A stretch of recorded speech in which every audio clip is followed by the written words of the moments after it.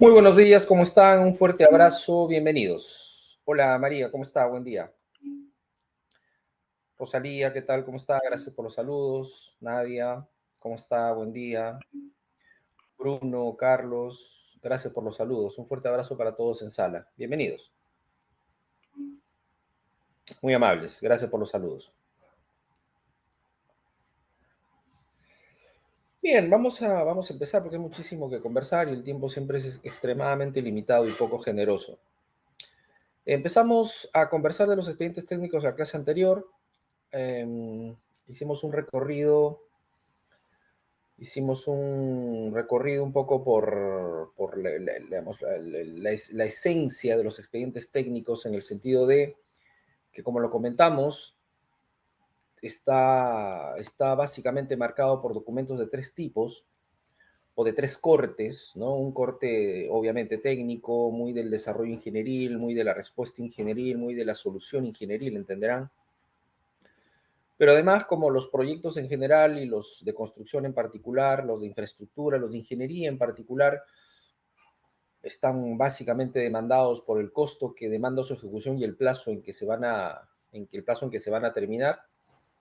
Debe tener, deben tener los expedientes técnicos también documentos de mucho corte económico, y de proyección económica, ¿de acuerdo? Y además, obviamente, documentos con mucho tinte y corte legal, ¿no? El marco normativo, finalmente sellado pues en un contrato que firman ambas partes para, en el caso de controversias, ser sometido pues a las entidades o a la jurisprudencia o a la jurisdicción pertinente. ¿De acuerdo? Yendo ya un poco más a detalle a los documentos que finalmente componen o conforman los expedientes técnicos, que dijimos es una suerte de dossier de una cantidad interesante o cantidad importante de documentos, todas con un nivel de importancia particular. Aparecen entonces dentro de un proyecto, dentro de un expediente técnico, particularmente dentro de un proyecto, dentro de un expediente, perdón, de un proceso edificatorio para un proceso edificatorio, memorias descriptivas, especificaciones técnicas, estudio de suelos, topográficos, en fin, estudios en general, básicos, específicos o especializados, dependiendo de la demanda de información que el proyecto mismo genera, ¿no? Metrados, un documento muy importante, los análisis de costos unitarios, los presupuestos, la programación, los planos, los detalles propios pues, de la presentación gráfica de un proyecto, los contratos, de manera resumida, ¿no? De repente pueden aparecer otros documentos en particular dependiendo eh, la particularidad de cada proyecto, que repito, todo proyecto es único, todo proyecto tiene vida propia. Dos proyectos pueden parecer iguales, pero siempre va a tener un distintivo en particular uno de otro que es importante reconocer, merituar y analizar con detenimiento. Aparece también ya sobre las últimas actualizaciones de la ley de contrataciones, un documento que se llama la gestión de riesgos. Importante porque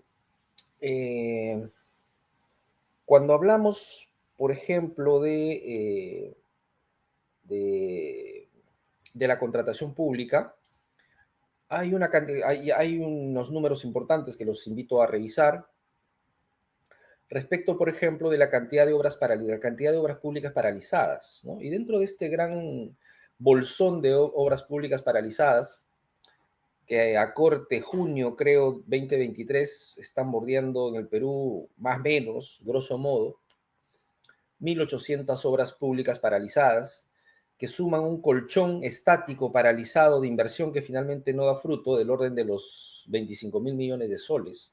Es un monto importante. Obviamente, cuando tenemos este gran colchón de obras paralizadas hay que preguntarse por qué las obras se paralizan, ¿no? Entender por qué se paralizan y luego proponer alguna propuesta de reactivación. Para eso salió una ley, no me acuerdo el número de la ley, salió la ley de reactivación de obras paralizadas, que ha empezado a dar frutos, ¿no? Es una ley que se publicó el año pasado, si no me equivoco, o a principios de año. Pero ¿cuál es la idea de este documento de gestión de riesgos? Minimizar los riesgos de paralización de la obra. Ya hemos comentado en múltiples ocasiones que la idea de invertir en un proyecto público es que finalmente ese proyecto público se concrete, que el colegio abra sus puertas, que el coliseo permita que se puedan hacer partidos interescolares o lo que fuere, que los hospitales puedan atender cada vez más personas enfermas, que los puentes permitan que dos pueblos se interconecten, que llegue más energía eléctrica a poblados que todavía no cuentan con ese servicio y así, ¿no? Finalmente, cuando una obra se paraliza, no se está cumpliendo el objetivo, no se está cumpliendo el objetivo de poner o de reducir las brechas de infraestructura en el país, ¿de acuerdo? Entonces, eso finalmente es frustrante desde todo punto de vista y es algo que debemos tratar de evitar, o minimizar en todo caso, ¿no? Entonces aparece este documento de gestión de riesgos, realmente ha tenido algún aporte en la mejora en la elaboración de los expedientes técnicos y finalmente los proyectos. Es fácil, no es tan fácil mensurarlos, sinceramente, pero por lo menos si ya se presentan preguntas, como por ejemplo, ¿qué pasa si sucede esto? ¿Qué pasa con el proyecto si sucede esto? ¿No? ¿Qué pasa con el proyecto si sucede esto otro? Básicamente para delinear una suerte de planes de contingencia sin ser en estricto vinculantes, en la toma de decisión en la ejecución del proyecto finalmente. Entonces es un documento que, repito, yo creo que puede ser mejor trabajado en el tiempo y de repente va a ser mucho más aprovechado eh, con la exigencia de manejar los expedientes técnicos finalmente hacia 2030 con procedimientos y filosofía y herramientas BIM. Una pregunta importante, creo, es cómo se elaboran los expedientes técnicos, o quiénes elaboran los expedientes técnicos, o cómo se contrata la elaboración de los expedientes técnicos, es importante. Y acá hay dos visiones, ¿no? La visión de la obra pública, siempre mucho más demandante desde lo normativo, y la visión de la contratación privada. En la contratación privada no hay problema, pues, ¿cierto, Bruno o María? Porque finalmente si yo soy el inversor, yo quiero invertir en un proyecto de infraestructura, sea cual fuere, finalmente si yo soy el promotor, yo puedo disponer, ¿no? Si mi proyecto es obviamente privado, yo puedo disponer finalmente a quién le encargo la ejecución de los planos, del expediente, de las memorias, de los documentos importantísimos para luego finalmente refrendarlos en el proceso constructivo. Entonces, es una decisión básicamente entre dos partes, ¿no?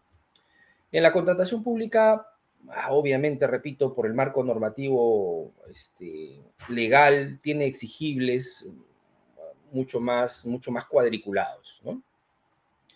Entonces, cabe la posibilidad que los expedientes técnicos, por ejemplo, los elabore la propia entidad licitante. Si una entidad tiene una necesidad de desarrollar un proyecto de construcción, cabe la posibilidad que la propia entidad pueda elaborar el expediente técnico si tiene el recurso humano, si tiene los recursos administrativos, si tiene los recursos profesionales, si tiene los recursos logísticos para elaborar la propia entidad su expediente técnico, puede hacerlo. Por ejemplo, por poner un ejemplo muy simple, ¿no? La municipalidad de Miraflores, por decir, ¿no? Quiere, o tiene presupuesto para darle mantenimiento a todas las bancas del Parque Kennedy. Ese expediente técnico, por ejemplo, puede ser elaborado por los profesionales que forman parte del staff de la jefatura o la gerencia de infraestructura o la gerencia de construcción de la municipalidad, que siempre tienen profesionales en el rubro de la construcción, ¿no? Arquitectos, ingenieros de todas las especialidades. Seguramente sí. ¿No? Entonces, ese tipo de elaboración de expediente técnico hecho o ejecutado o elaborado por la propia entidad se llama elaboración de expediente técnico por administración directa. ¿De acuerdo? Pero, por ejemplo, la Municipalidad de Miraflores quiere hacer un viaducto, se me ocurre, sobre la avenida Arequipa, entre el óvalo de Miraflores y la avenida Angamos, por dar un ejemplo, ¿no? Ya la elaboración de ese expediente técnico es muy probable que escape a la especialidad y a la, al expertise de los profesionales que forman parte del staff o de la planta permanente de la municipalidad.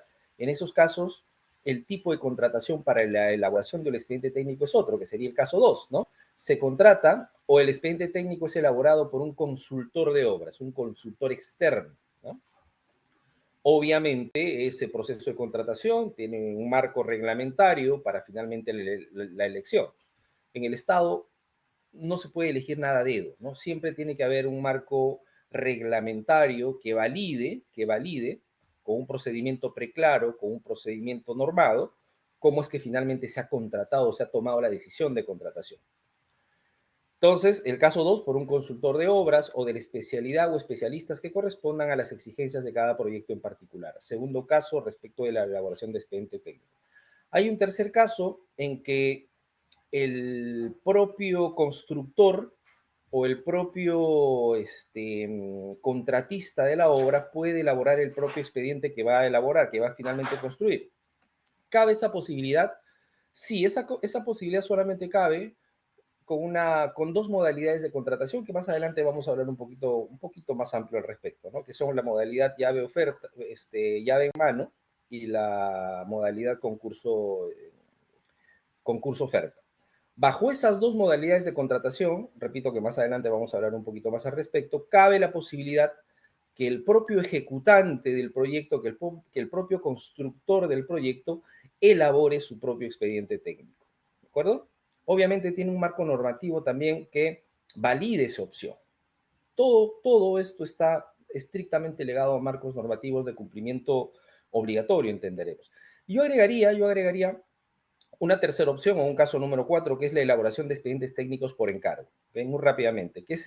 ¿Cómo es la elaboración de expedientes técnicos por encargo? Estamos hablando de la contratación pública, por favor que se entienda bien nuevamente. Contratación pública, dinero público, obras públicas, ¿no?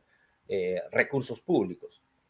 Este cuarto caso es elaboración de expedientes técnicos por encargo. Para que exista esta suerte de, o esta figura de encargatura en la elaboración del expediente técnico, de los expedientes técnicos, tiene que,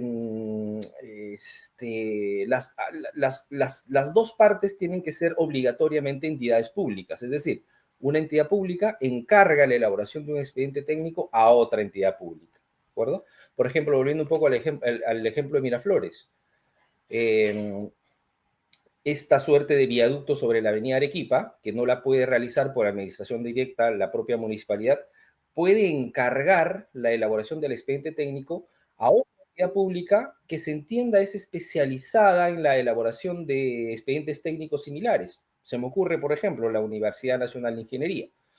La Municipalidad de Miraflores podría encargar la elaboración de un expediente técnico para el viaducto imaginario sobre la avenida Arequipa a la Universidad Nacional de Ingeniería. Esa es otra modalidad, es otra forma de elaboración de expedientes técnicos. ¿De acuerdo?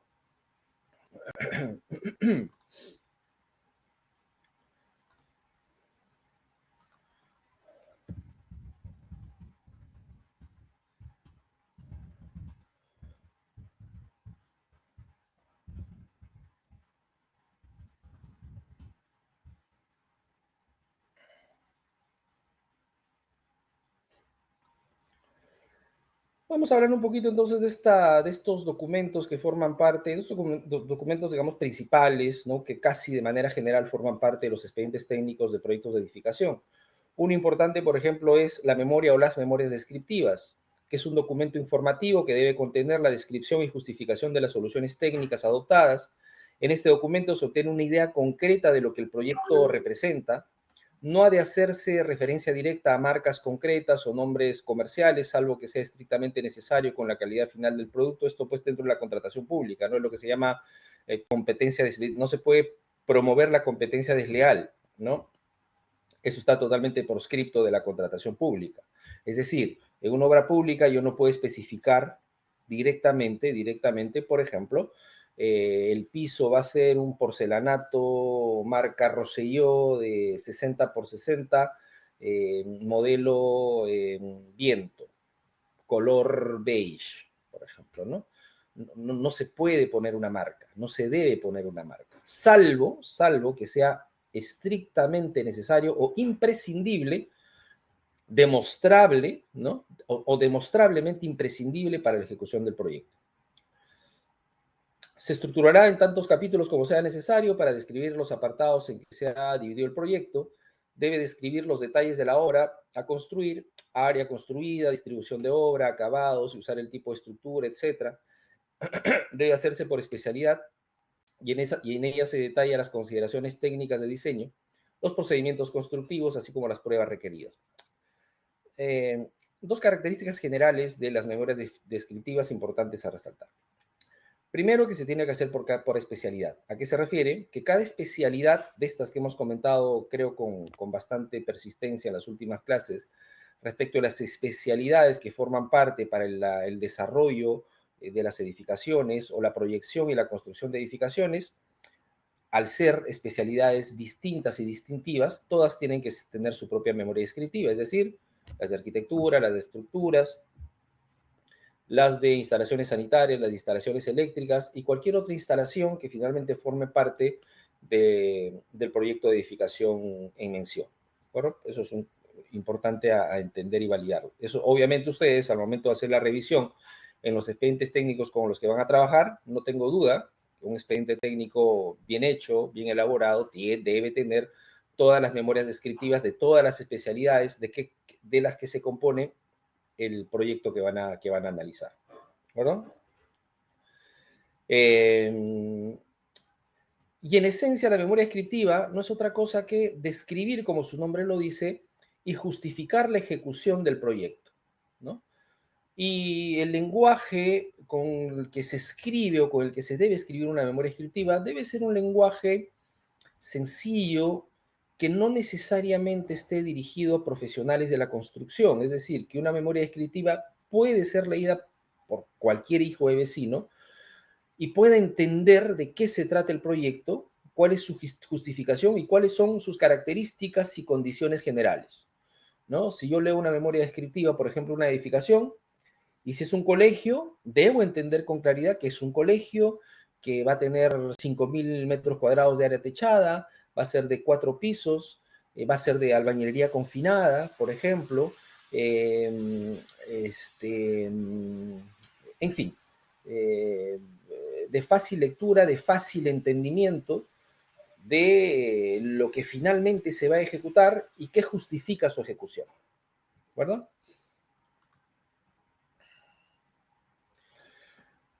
Los estudios básicos, los estudios en general, ¿no? Repito que cuando hablamos de estudios es insumo fundamental para los profesionales especialistas, ¿no? Los profesionales especialistas, particularmente no solamente del tema estructural, que es, digamos, lo más afín a nosotros los ingenieros civiles, pero incluso se necesita insumos de estudios para el desarrollo arquitectónico, ¿correcto? Entonces, hay estudios básicos que son fundamentales, importantes, ¿no? En un proyecto de edificación, por ejemplo, no puede faltar, pues, un estudio topográfico, no puede faltar un estudio de mecánica de suelos, ¿de acuerdo? Como estudios básicos indispensables, ¿no? Estudios de impacto ambiental, ahora que son exigibles para el gran universo de edificaciones o el gran universo de construcción en general, el impacto ambiental se convierte en fundamental.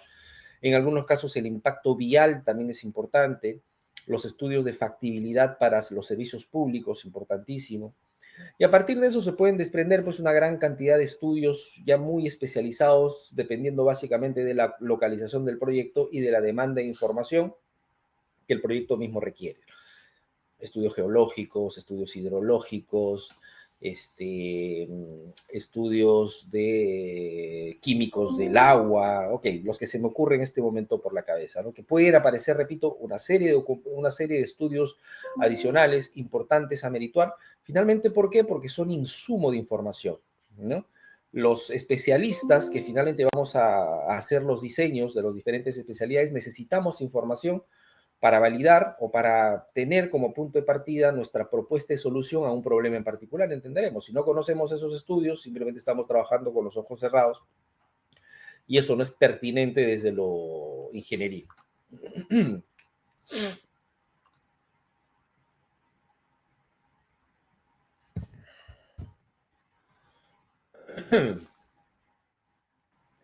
Otro documento importante son las especificaciones técnicas. Ya para hablar de especificaciones técnicas, quiero dar un pasito antes, ¿no? ¿Cuál es ese pasito antes? Reconocer eh, los entregables concretos. ¿A qué me refiero con los entregables concretos? Con las partidas. Y los entregables concretos o las partidas o los ejecutables concretos marcadamente diferenciados son los que finalmente componen lo que conocemos o se conoce como costo directo. Si no entienden todavía qué es el costo directo y qué es el costo indirecto, no se preocupen porque ustedes van a llevar su curso de costos y seguramente ahí la van a recontrarromper. Quiero que quede como criterio inicial por lo pronto. Cuando nosotros eh, eh, planeamos un proyecto de construcción, un proyecto de edificación, no es otra cosa que una suma de la ejecución de actividades. Esas actividades concretas, directas que se van a ejecutar, que marcan el ritmo del avance constructivo de un proyecto de edificación, son lo que nosotros llamamos partidas. ¿Verdad? Esas partidas, repito, que son ejecutables concretos, tienen que estar perfectamente identificadas. Perfectamente identificadas. Y ahí entra a tallar un criterio muy importante, ¿no? ¿Relacionado con qué? Con el nivel de calidad en la ejecución o en la exigencia en la ejecución de cada una de esas partidas. Entonces, ¿cómo es que vamos a ejecutar cada una de esas partidas? ¿Cómo es que vamos a ejecutar cada uno de esos ejecutables?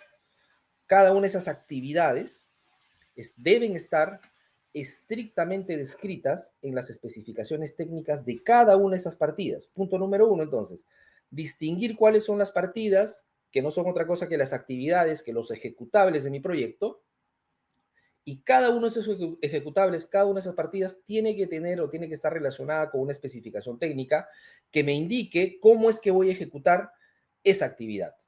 Estas son las especificaciones técnicas. Entonces, redondeando un poco la idea, las especificaciones técnicas no son otra cosa que, desde mi punto de vista, el nivel de calidad. Entenderás, ¿cierto, María, Bruno, Rosalía, que la calidad no es única. Existen niveles de calidad. Hay niveles de calidad altos, niveles de calidad intermedios, niveles de calidad bajos. ¿De qué depende? ¿De qué depende el nivel de calidad que nosotros como constructores estamos obligados a ejecutar? De lo que el cliente finalmente quiere pagar, de lo que el cliente finalmente ha decidido va a desembolsar por la ejecución de su proyecto. Y el cliente, a través pues de su ingeniero diseñador seguramente, tomará la decisión, tomando en cuenta pues una serie de criterios que van seguramente muy de la mano con el uso que se le va a dar a la edificación, con el tipo de edificación en particular, con el tiempo de vida útil proyectado para su edificación. ¿De acuerdo? Lo que quiero que quede como criterio, por favor, es esto en principio. Identificar las actividades y todas esas actividades que nosotros estamos obligados a ejecutar como constructores están relacionados con un nivel de calidad. ¿Dónde encontramos ese nivel, la exigencia del nivel de calidad? En las especificaciones técnicas. ¿De acuerdo? Entonces, todas las actividades deben tener obligatoriamente, y eso también pasa como criterio de análisis cuando estén ustedes revisando sus expedientes técnicos, todas las partidas de su proyecto necesaria y obligatoriamente tienen que tener adscritas o adjudicadas, ¿qué cosa? Una especificación técnica, que te indique cómo es que debes ejecutar esa partida, con qué niveles de calidad o con qué condiciones de calidad estás obligado a ejecutarlo. Y eso entenderán que es importantísimo para finalmente nosotros poder cobrar, ¿no? Para nosotros poder valorizar eso que hemos ejecutado. Es lo primero que se nos va a revisar. Ok, tú tienes que desarrollar esta partida en particular con estas condiciones técnicas o con esta exigencia técnica. ¿La has ejecutado así? Esa es tarea de la supervisión, ¿de acuerdo? Si no se ha ejecutado esa tarea según las exigencias del mismo proyecto, vamos a tener problemas luego para poder valorizar eso que en principio hemos hecho. ¿De acuerdo? Otro documento importante son los metrados, entenderán. Ya hemos identificado las partidas, solo un paréntesis, ¿no? Tanto los metrados como las especificaciones técnicas dentro de su ordenamiento, porque recuerden, todo parte del el listado de partidas, el listado de actividades que tenemos que ir distinguiendo. Un aporte fundamental para esta suerte de ordenamiento de las actividades, sobre todo para fines edificatorios, es el reglamento de metrados para obras de edificación y habilitaciones urbanas, que es un documento, repito, como algunos otros que hemos ido mencionando anteriormente, es un documento que obligatoriamente ustedes deben contar en sus bibliotecas virtuales o sus bibliotecas físicas. ¿Cuál? El reglamento de metrados para obras de edificación y habilitaciones urbanas. ¿De acuerdo? Entonces, ya hemos identificado todas las actividades, hemos identificado las partidas. Cada una de esas partidas tiene su especificación técnica. ¿Cuál es el paso siguiente? Saber o medir o cuantificar la cantidad de cada una de esas partidas que tenemos que ejecutar en nuestro proyecto. Pensemos, por ejemplo, ahorita se me ocurre, una viga, una columna que es más fácil de identificar. Miren ustedes cualquier columna que tengan a su alrededor, una columna de concreto. Esa columna de concreto, por ejemplo, normalmente las columnas de concreto dentro de la especialidad de estructuras tienen 3 partidas. ¿Cuáles son? El concreto de la columna, el encofrado y desencofrado de la columna y el acero de refuerzo de la columna. ¿De acuerdo? Típicas partidas en el concreto armado. Entonces, y hemos identificado las partidas, un avance importante. Luego, cada una de esas partidas tiene que tener una especificación técnica, es decir, el concreto en las columnas debe tener una especificación técnica que me diga o me detalle cuáles son las condiciones para la ejecución de esa partida. Igual con el encofrado y desencofrado, igual con el acero de refuerzo. ¿De acuerdo? ¿Basta con eso? No basta con eso. ¿Qué necesitamos saber? ¿Cuánto concreto vamos a necesitar consumir? ¿No? ¿O qué cantidad de concreto vamos a tener que consumir para estas partidas de concreto en columnas? ¿Qué cantidad de metros cuadrados de encofrado vamos a tener que consumir para la ejecución de estas partidas? ¿Y cuántos kilos de acero necesitamos consumir para estas partidas? ¿De acuerdo? ¿Y eso dónde sale? Salen los metrados. Y los metrados entonces no es otra cosa que el cálculo o la cuantificación de la cantidad de obra a ejecutar, Recuerden seguramente ustedes con sus cursos de proyectos, hay tres, tres campos fundamentales a controlar en proyectos de construcción. Recuerden el alcance, el costo y el plazo, ¿no?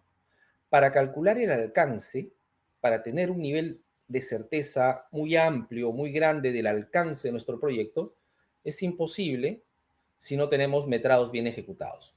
Y si no tenemos metrados bien ejecutados y, en todo caso, tenemos incertidumbre respecto al alcance de nuestro proyecto, finalmente, ¿qué pasa con el costo y con el plazo? ¿Se pueden estimar adecuadamente? No, entonces todo eso es una cadena en la ejecución a considerar. Los metrados, por eso, se convierten en parte muy importante como documento, como planilla de metrados para, para la elaboración de expedientes técnicos y para la proyección final de un proyecto de edificación, entenderemos.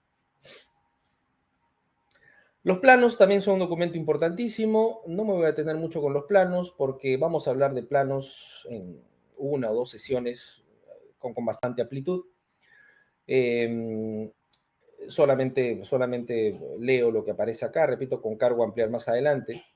Son la expresión gráfica del proyecto, existen las especialidades respectivas, las mismas que deben ser firmadas y selladas por el profesional responsable, el que debe estar colegiado y habilitado. Se deben preparar por cada especialidad, donde se indicará claramente los detalles de la obra a ejecutar. Los planos requeridos son generalmente los siguientes: arquitectura, estructuras, instalaciones sanitarias, eléctricas, electromecánicas o cualquier otra especialidad o cualquier otra instalación especial que el proyecto requiera. ¿De acuerdo? Está además decir pues que los documentos gráficos se convierten en la ejecución de un proyecto, ¿de acuerdo? Sobre todo, como vamos a ver, si se trata de un suma alzada. Sí, ¿alguien quería participar o me parece? ¿No?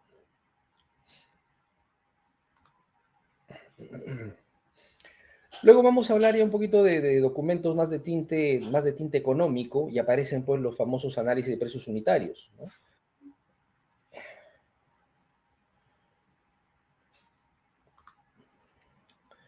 ¿Cuál es el costo aproximado de un expediente técnico o en base a qué se evalúa el costo y quién es el que aprueba los expedientes técnicos? El costo es completamente relativo, estimado Franklin, depende exclusivamente, depende total y exclusivamente del proyecto a ejecutar. Entenderá que hay proyectos de edificación que tienen, mucha mayor demanda de estudios, ya sean básicos o específicos o especializados que otros, depende totalmente de la naturaleza de cada proyecto. Pero un ratio que se suele manejar es que los expedientes técnicos más o menos deben estar en el orden del 3 al 5% de, el monto del costo directo estimado, de un 3 al 5% del costo directo estimado. ¿De acuerdo? Entonces no le puedo dar un número cerrado, no le puedo hacer un expediente técnico cuesta 5.000, 10.000, 15.000, 20.000, 100.000 soles. Entenderán, no es lo mismo un expediente técnico para una escuela de 500 metros cuadrados que un expediente técnico de un hospital de 5.000 metros cuadrados, ¿no? Son completamente distintos y completamente dispares. Muchas veces son, repito, porcentualmente hablando, directamente proporcionales al monto de contratación. Eso sí. ¿Y quién aprueba los expedientes técnicos? La entidad pública contratante, la entidad pública que contrata el expediente técnico dentro de su calificación o dentro de su organigrama, tiene una oficina especializada en proyectos. Entonces, el gerente del proyecto, el gerente de proyectos o el gerente de infraestructura o el gerente de construcción de la entidad pública está obligado a refrendar el expediente técnico. ¿De acuerdo? Está obligado a refrendar el expediente técnico. Si a eso se refiere, Franklin. No sé si le entendí la pregunta.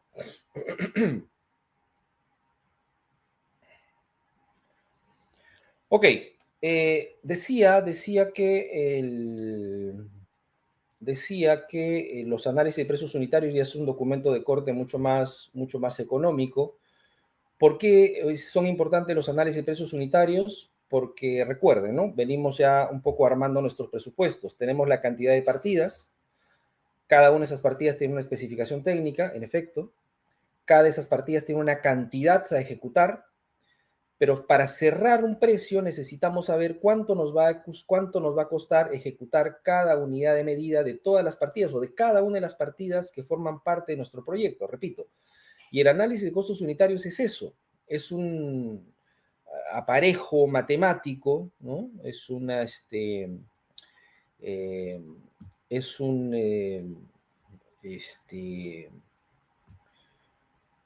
eso, digamos, es un cuadro matemático que nos permite, a partir de evaluar el consumo de recursos, encontrar o cuantificar cuánto nos va a costar la ejecución de cada unidad de medida o de una unidad de medida de cada una de las partidas que vamos a ejecutar. ¿De acuerdo? ¿Y de qué depende? ¿No? ¿De qué depende? Directamente los análisis de precios unitarios. Los análisis de precios unitarios dependen directamente de las especificaciones técnicas. Porque yo les hago una pregunta, por ejemplo, ustedes que ya conocen tecnología del concreto. El expediente técnico lo hace un especialista, o sea, que tenga diplomados o maestrías, o cualquier ingeniero que tenga una vasta experiencia. No, tienen que estar calificados, Eric. Hay un listado de cualificaciones exigidas por la ley de contrataciones. Obviamente para desarrollar, por ejemplo, un proyecto de estructuras o ser un consultor en estructuras, tienes que demostrar que eres un especialista en estructuras, ¿de acuerdo? Ya sea con horas, con horas dedicadas a esa especialidad, con diplomados, como usted dice, con especializaciones o con maestrías, pero lo tiene que refrendar documentalmente para que usted califique, porque usted tiene que calificar. Si uno es un consultor público, tiene que calificar como consultor público. Y esa calificación de consultor público, ¿quién nos los da? Nos los da el OCE, ¿no? El OCE finalmente nos califica o califica a aquellos que finalmente presentan sus documentos, sus currículums para ser homologados como consultores públicos, como consultores de obras, tienen que calificar para tal fin. Y es todo un procedimiento que obviamente tiene que estar refrendado por la entidad pertinente. ¿A partir de qué? A partir de la ley de contrataciones, a partir de la pertinencia y de la exigencia de la ley de contrataciones, en efecto.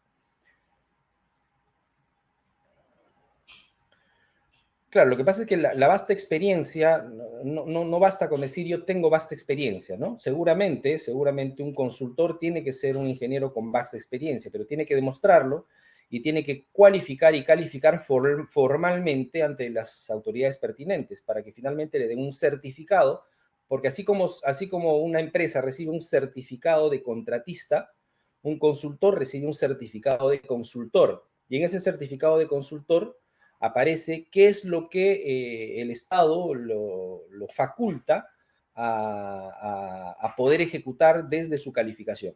¿De acuerdo, Eric? Ok.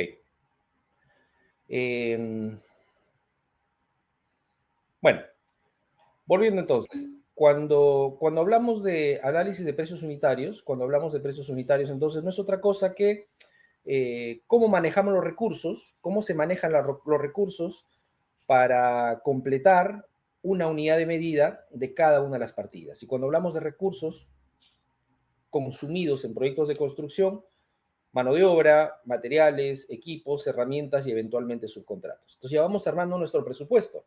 Ya teníamos las partidas, ya teníamos qué cantidad hay que ejecutar de cada una de nuestras partidas. Luego, para calcular el precio o lo que nos va a costar calcular o ejecutar cada una de las partidas, ¿qué nos falta multiplicarle al metrado o a la cantidad? Nos falta multiplicarle un análisis de precios unitarios o un precio unitario. ¿De dónde sale el precio unitario? De las especificaciones técnicas. Ahí me quedé, simplemente les iba a preguntar algo muy, muy directo. Por ejemplo, si se nos pide, o si yo les pregunto, hay un solo camino, ustedes que conocen ya tecnología de concreto más que yo, hay un solo camino para conseguir un concreto F'C 210 kilos centímetro cuadrado, o hay una infinidad de caminos que nos permitan conseguir ese F'C en un concreto.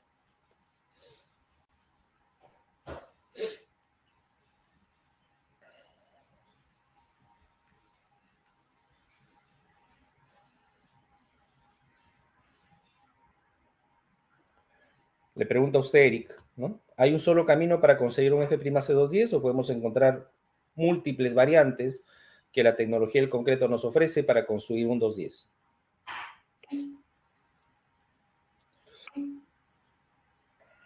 Correcto. Finalmente, ¿cuál escogemos, no? ¿Cuál escogemos? Usted como constructor no puede escoger el que a usted le guste, pues. No puede escoger al que a usted le parezca más barato. No puede escoger al que a usted le parezca mejor. Usted tiene que hacer lo que dice el análisis de precios unitarios y el análisis de precios unitarios no es otra cosa que un reflejo de las especificaciones técnicas. Porque nosotros podemos conseguir un 210 con un cemento tipo 1, podemos conseguir un 210 con un cemento modificado, con un cemento adicionado, con un tipo 5, por poner simplemente un efecto distintor del tipo de cemento. O con una relación agua distinta, una relación agua-cementa completamente distinta, con un slam de 4, con un slam de 6, con un slam de 8, ¿no? Con un tamaño nominal de 3/4, con un tamaño nominal de media, ¿de acuerdo? Con un aditivo en particular o sin ningún aditivo, ¿de acuerdo? Pero finalmente podemos conseguir un 210.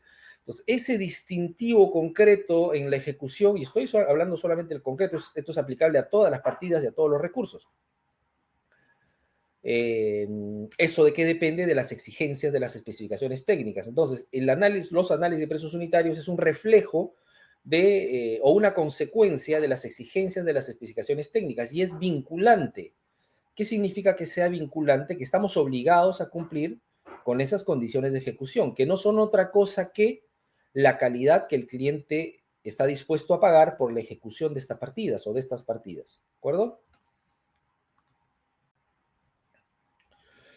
Y bueno, pero ya estamos armando los presupuestos de obras, ¿no? Si ya tenemos, repito, las partidas, tenemos los metrados, ahora tenemos los costos unitarios, simplemente falta hacer una multiplicación, encontramos cuánto cuesta cada partida, hacemos finalmente una sumatoria del costo de todas las partidas y ¿qué hemos encontrado? Hemos encontrado el famoso costo directo, ¿ya?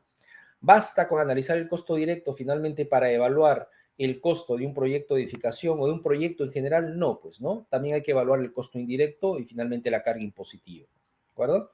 Entonces, repito, y los presupuestos son básicamente esos, ¿no? analizar los costos directos y analizar los costos indirectos de la ejecución de un proyecto de construcción. No quiero ampliar esto, lo digo porque finalmente ustedes van a tomarse muchísimo tiempo, van a desplegar muchísima energía para trabajar con costos directos, para trabajar con costos indirectos, cuando finalmente estén llevando sus cursos de costos y presupuestos, creo, más adelante. Esto es lo que le decía, ¿no? Estas son las famosas partidas, el listado de ejecutables.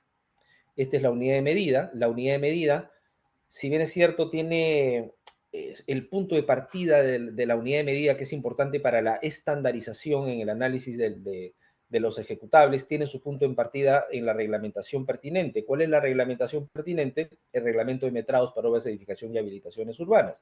Y refrendado en las especificaciones técnicas. La cantidad no es otra cosa que el metrado o los metrados o las planillas de metrados de cada una de las partidas. Entonces, si ya tengo, por ejemplo, acá la partida en cofrado normal, tengo la unidad de medida, que es el metro cuadrado, la cantidad de metros cuadrados a ejecutar, 10.799.85 metros cuadrados.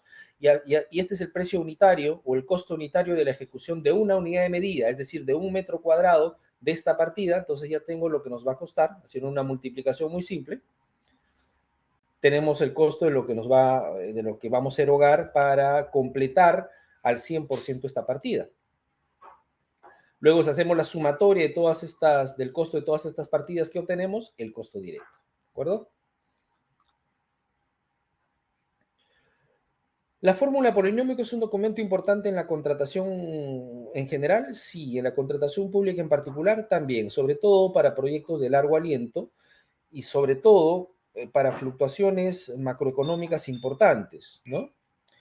¿De qué se trata la fórmula polinómica y por qué es muy importante? Yo estimo y suelo comentar que las fórmulas polinómicas lo que busca es la sanidad económica del proyecto en el tiempo. ¿A qué me refiero con la sanidad económica del proyecto en el tiempo? Porque entenderán que en unos países más que en otros entenderán el precio de los recursos en el tiempo es variable. Puede ser poco variable, puede ser medianamente variable, o en algunos casos puede ser muy variable o extremadamente variable.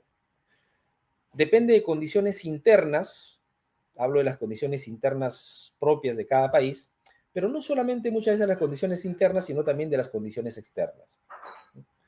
La pregunta es, frente a estos cambios macroeconómicos o de estabilidad monetaria o de estabilidad económica de países, tanto interna como externamente, esas fluctuaciones deben ser achacables al contratista, deben ser achacables al constructor. Eso pues linda con lo injusto, ¿no? O sea, si yo he ganado la obra hace medio año atrás, por poner un ejemplo, y en esa época, recuerden que cuando hablamos, no sé si la clase anterior, un hito importante dentro de la elaboración de los expedientes técnicos era la fecha en que se han realizado los presupuestos, y eso finalmente se convierte importante cuando hablamos de las fórmulas polinómicas. Pongamos que hace 6 meses, cuando yo gané el proyecto, el cemento costaba, y a partir de la información del expediente técnico y a partir del mercado, de los precios del mercado en ese entonces, el cemento costaba, por dar un número, 25 soles. Pero digamos, hubo un despunte de la guerra Rusia-Ucrania, ¿no? Y 6 meses después, por una cuestión de commodities, ese cemento que costaba en su momento 25 soles, ahora cuesta 50 soles. ¿No? La pregunta es, ese cambio en el precio de ese insumo, y esto que estoy hablando como ejemplo del cemento, es aplicable a cualquier tipo de recurso en particular, incluido la mano de obra, incluido el efecto inflacionario, ¿de acuerdo? Incluido la devaluación de la moneda, ¿de acuerdo? ¿Es o puede o debe ser achacable al contratista? De ninguna manera, pues, de ninguna manera. ¿Por qué? Porque entra en riesgo la continuidad del proyecto, que es lo más importante. Recuerden que lo importante es que el proyecto se termine. Si el proyecto no se termina, finalmente todo lo avanzado no sirve de nada, jóvenes. Si el proyecto no se termina, todo lo avanzado no sirve de nada. Si el proyecto no entra en operación, todo lo que se ha podido avanzar, así la obra esté al 99.9%, pero no abre sus puertas, ¿no? O no pasa la energía, o no pasan los vehículos por encima del puente por alguna razón. Si el proyecto no entra en operación, todo lo avanzado lamentablemente no sirve de nada. Lamentablemente no sirve de nada, ¿de acuerdo? Entonces, esa suerte de fluctuación macroeconómica tiene que ser achacable al contratista, al constructor, de ninguna manera, de ninguna manera. Para eso aparecen las fórmulas polinómicas. No les voy a enseñar ahorita cómo calcular una fórmula polinómica, porque vamos, no es parte del curso, además tardaría muchísimo tiempo en hacerlo y necesitamos otra información que no tenemos ahorita en pantalla, ¿de acuerdo? Pero es una tarea particularmente sencilla, sinceramente, ¿no? Y más aún con las herramientas que ustedes tienen ahora de análisis y manejo de proyectos, básicamente basta por apretar un botón y le van a salir las fórmulas polinómicas. Entonces, las fórmulas polinómicas lo que promueven es el reajuste de los precios en el tiempo. Repito, el reajuste de los precios en el tiempo. Generalmente los precios aumentan, en efecto, generalmente los precios aumentan. ¿Cabe la posibilidad de que los precios disminuyan? Es poco probable, pero cabe la posibilidad de que los precios disminuyan. Entonces, si esto, que generalmente tiene un efecto positivo en el sentido de incremento del precio, particularmente en cada una de las valorizaciones propios del incremento de las fluctuaciones del precio de los insumos o los recursos, también puede tener el efecto contrario a considerar. ¿De acuerdo? ¿Por qué se llama fórmula polinómica? Porque es un polinomio, pues, ¿no? Porque es un polinomio, básicamente por eso. Ya dando un giro de tuerca hacia la programación de obras o hacia la programación de los proyectos, en la ejecución o la calendarización de los proyectos, entenderán que también es un paso importante, ¿no? Es importante saber cuánto va a costar el proyecto, por supuesto, pero tan importante como eso es saber en cuánto tiempo se va a ejecutar, fundamental. Y para eso entran pues los procedimientos y los procesos de programación de obra. Y aparece una serie de herramientas de, finalmente, eso que vamos distinguiendo en el tiempo, ¿no? Eso que vamos elaborando a partir de esto que vamos conversando. Hemos distinguido cuáles son las actividades, y esas actividades, finalmente, cuando yo termine de ejecutar el 100% de esas actividades, diré que he terminado la obra, ¿de acuerdo? Entonces, lo importante muchas veces, o el kit del asunto, es cómo ordeno el camino en la ejecución de esas actividades. Y obviamente, al momento de elaborar el expediente técnico puede parecer estático, pero al momento de la ejecución del proyecto es muy dinámico, muy cambiante. Entonces, es una toma de decisión constante, ¿no? Obviamente tenemos herramientas para tal fin, tenemos el MS Project, tenemos el Primavera y seguramente algunos más que están apareciendo en el mercado que nos ayudan. El S10 también hace este tipo de cosas, si no me equivoco, que nos ayudan pues a controlar nuestros proyectos y al manejo de plazo. Pero esto está relacionado básicamente con el consumo de recursos, ¿no? Identificar mis actividades, cuándo empiezan, cuál es su duración, cuáles forman parte de la ruta crítica y a partir de eso hacer un control exhaustivo, ¿no? Controlar permanentemente la ejecución de esas tareas. ¿Para qué? Para en el caso de desviarnos, ¿no?, de los supuestos, ¿jugar con qué? Con la asignación de recursos, ¿no? Jugar con la asignación de recursos. No es otra cosa que jugar con la asignación de recursos. Si nos vamos desviando de nuestra prognosis en la ejecución de un proyecto, sobre todo desde el componente temporal, pasa básicamente con la asignación de recursos, ¿de acuerdo? O reasignación de recursos en todo caso. Y aparecen, repito, herramientas como los diagramas de Gantt, seguramente conocidos por todos, de muy fácil lectura, sobre todo para personal operativo de rango menor. Es mucho más fácil pues presentarles un diagrama de barras que un diagrama de flechas, que un diagrama de nudos, ¿no? Aparecen el famoso método PERT-CPM, seguramente escuchado por todos. No me voy a poner a hacer el detalle esto, por favor, esto lo van a hacer ver ustedes un curso completo, en su curso de programación de obras, en su curso de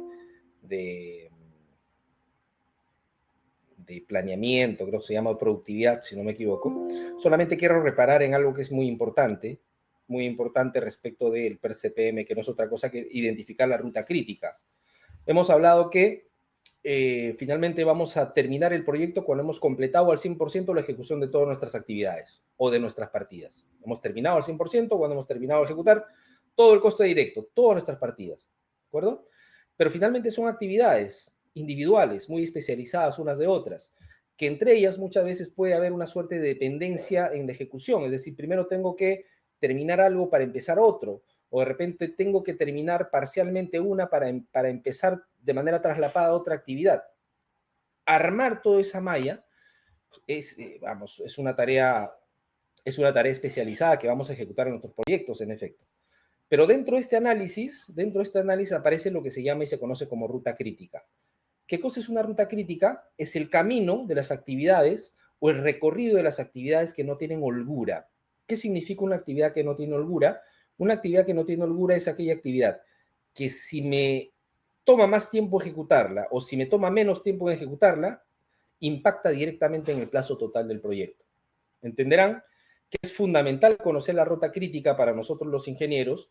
¿Por qué? Porque son las actividades a las que debemos prestarla muchísimo mayor atención desde el control en su ejecución, en su planificación y en la asignación de recursos. Porque si identificamos la ruta crítica y finalmente las actividades de la ruta crítica, si nos distorsionan en el tiempo, eso afecta directamente al plazo ofertado o al plazo total de la ejecución del proyecto a considerar, por favor. ¿De acuerdo? Entonces, aparece el concepto de calendario de obra, ¿no? Que no es otra cosa que esto que les comento. ¿Cómo ordenamos las actividades en el tiempo?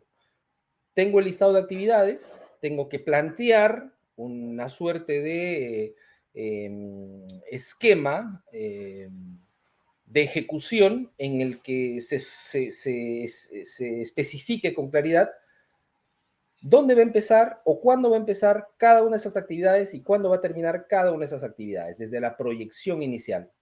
Eso que aparece en el expediente técnico se llama calendario de ejecución de obras. ¿Por qué es importante o por qué son importantes los calendarios de ejecución de obra? Porque son documentos de control, ¿de acuerdo? Son documentos de control. ¿Contra qué se van a confrontar? Contra lo realmente avanzado, contra lo realmente producido en el momento que estamos construyendo o en el momento que está ejecutando el proyecto. Digo un mecanismo de control porque los supervisores están extremadamente atentos a verificar, ok, este es el cronograma del expediente técnico, este es el cronograma o el calendario de ejecución del expediente técnico, confrontemos cómo está el contratista en su ejecución real. Y tiene mucho sentido que se haga esto, ¿no? Por ejemplo, valorización número 1. Según el calendario debes estar al 7% de avance o 5% de avance, por decir un número. Yo presento mi valorización número 1 y solamente he valorizado el 3%. Ah, ok. Y estás 2% atrasado. ¿De acuerdo? Siguiente valorización. Debes estar al 13%. Presento mi segunda valorización, estoy al 10%. Ahí se empiezan a prender todas las alarmas. Se empiezan a prender todas las alarmas. Eso es lo que se llama desde la ejecución de obras públicas obra permanentemente atrasada, por ejemplo. Y las obras permanentemente atrasadas requieren correctivos desde incluso lo normativo muy estrictos. Porque si tú tienes 1, 2, 3 valorizaciones permanentemente atrasados, está latente o muy latente el riesgo de que finalmente no vas a cumplir con el plazo cuando finalmente esté terminando el plazo que tú has ofertado para tu proyecto. ¿De acuerdo? Entonces, si los supervisores dicen, mira, primera valorización atrasada, segunda valorización atrasada, olvídate. Tienes que hacer una reestructuración de tus procesos constructivos, si no, corre en riesgo que el proyecto se entregue finalmente dentro de los plazos establecidos. Entonces, son documentos que hay que analizarlos permanentemente, son usados permanentemente como documentos de control. ¿De acuerdo? Ahora, habría mucho que hablar de esto, pero verdad no tengo mucho tiempo. Los cronogramas valorizados no es otra cosa que ponerle números de desembolso al calendario de avance de obra, ¿no? Y eso está relacionado estrictamente con lo siguiente, muy rápidamente, ¿no? Por poner un dato, por poner un número, ¿no? Si el proyecto, por ejemplo, va a durar 10 meses y va a costar 10 millones, por poner un número, ¿Es importante saber que va a costar 10 millones? Por supuesto que es importante saber que va a costar 10 millones, ¿no? Pero es muy importante también saber cómo es que se van a gastar esos 10 millones en el tiempo. ¿Cuánto se va a gastar en el mes 1, en el mes 2, en el mes 3, hasta el mes 10? Propio de las valorizaciones mensuales. Normalmente las obras públicas se valorizan mensualmente, ¿de acuerdo? ¿Por qué es importante conocer este consumo del precio total en el tiempo? Porque el dinero, jóvenes, señoritas, es un bien escaso. El dinero es un bien o es un recurso muy escaso. Y el dinero es un recurso muy caro, ¿no? El dinero es un recurso muy caro. Más aún si es un dinero prestado, ¿no? Muchas veces para invertir en una obra de infraestructura se presta, nos prestamos o se prestan dinero para finalmente para invertir. Entonces, el dinero es un recurso escaso, es un recurso caro. Ya sea, incluso si es dinero propio, ¿no? Si es dinero propio, recuerden ustedes el famoso costo de oportunidad, ¿no? Si el proyecto va a costar 10 millones, yo tengo que tener los 10 millones en mi cuenta el mes 1, no, pues estoy perdiendo, porque si el mes 1 solamente voy a gastar 500,000, por ejemplo, ¿es necesario tener los 10 millones en la cuenta del proyecto? No, pues es un costo de oportunidad, ¿de acuerdo? Entonces, ¿para qué sirve el cronograma de desembolso? Para la provisión, para la provisión, para que el propietario, para que la entidad provisione o aprovisione mes a mes, valorización a valorización, el desembolso que seguramente se va a incurrir en el proyecto. Eso es importante, por favor. ¿De acuerdo? Ok, hasta ahí. ¿Alguna consulta, jóvenes? ¿Algún comentario?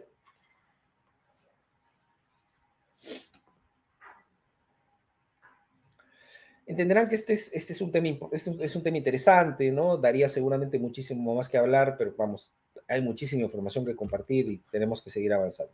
No sé si tienen alguna consulta, algún comentario al respecto.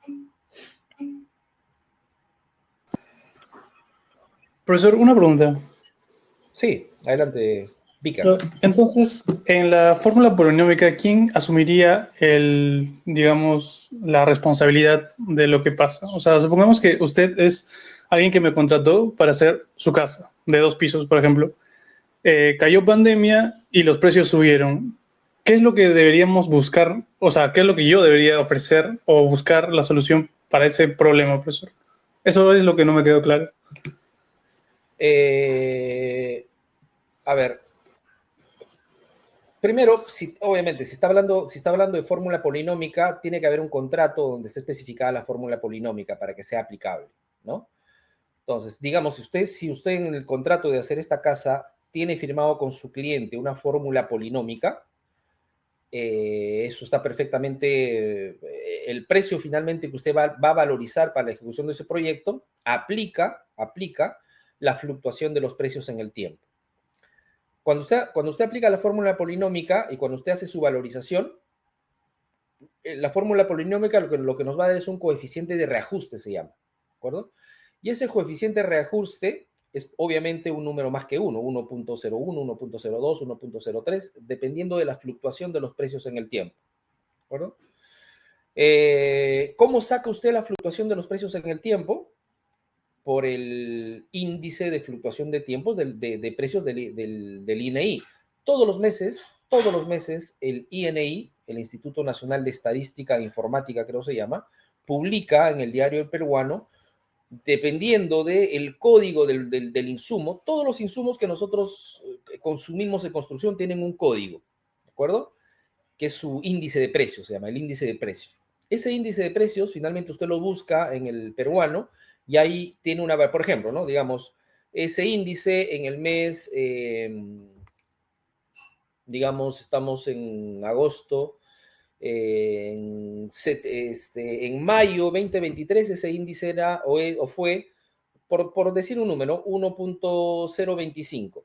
Usted busca ese índice en agosto para su valorización de agosto y ahora ese índice ya no es 1.025, sino subió a 1.035. ¿De acuerdo? Entonces, esa diferencia en el índice de precios, usted lo va finalmente a refrendar en su valorización. ¿Quién lo tiene que pagar? Si usted tiene una fórmula polinómica en su contrato, lo tiene que pagar el contratista, perdón, lo tiene que pagar el propietario de la obra, el dueño, el que lo contrata a usted, con quien usted ha firmado el contrato. Es una obligación que así sea. ¿Por qué? Porque el riesgo de esos cambios macroeconómicos los tiene que asumir el propietario de la obra, no los tiene por qué asumir el contratista. Finalmente, el primer interesado en que el proyecto se termine, el primer interesado en que el proyecto se termine es el que a usted lo contrata, ¿no? Es el propietario de la obra, es el dueño de la obra, es el contratante de la obra, es el primer interesado en que el proyecto finalmente se termine, ¿de acuerdo? ¿Quién asume esas fluctuaciones? El contratante. En una contratación privada, el inversionista, ¿no?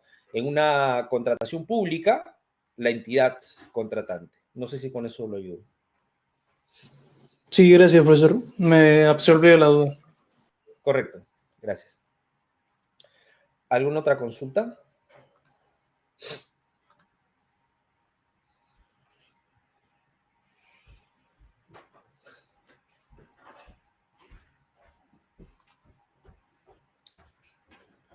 Ok, denme por favor un medio minuto.